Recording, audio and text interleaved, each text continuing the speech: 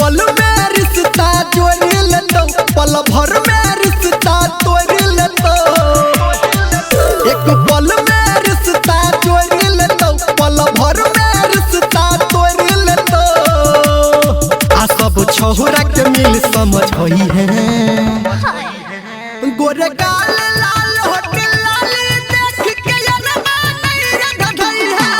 कोनो छोरिया से दिल नहीं लगई है, कोनो छोरिया से दिल नहीं लगई है। गोरे गाल लाल होठ लाल देख के यारमा नहीं रे गधई है। कोनो छोरिया से दिल नहीं लगई है, कोनो छोरी से दिल नहीं लगई है।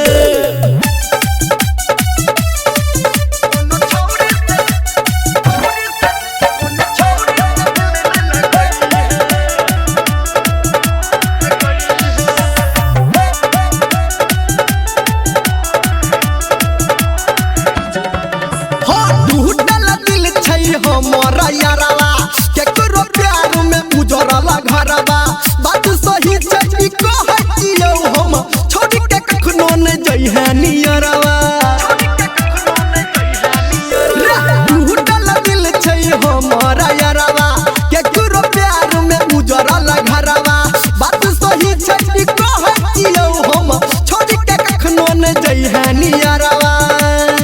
रे तू गिरिया कसम नहीं खाई है। गोरे गाल लाल होठ लाल देख के यारमा नहीं रे गधई है।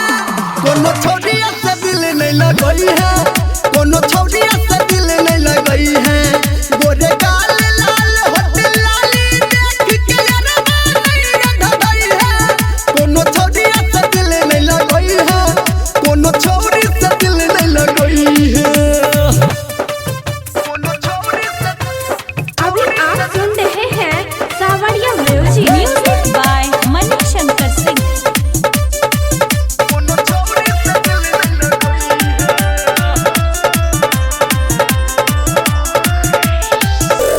एकटा से नहीं मन भरई छै, दोसर के फेरा में घूमत रहई छै। जाने छ सब छोरा नी रमलिया, ताहि से गाना गाइब कहई छै। एकटा से नहीं मन भरई छै, दोसर के फेरा में घूमत रहई छै। जाने छ सब संजय गौतम, ताहि से गाना गाइब कहई छै। रे सोच समझ के छोरी पटई है।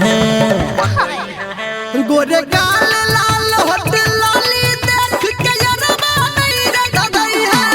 कोनो छोरिया से दिल नहीं लगई है, कोनो छोरिया से दिल नहीं लगई है। गोरे गाल लाल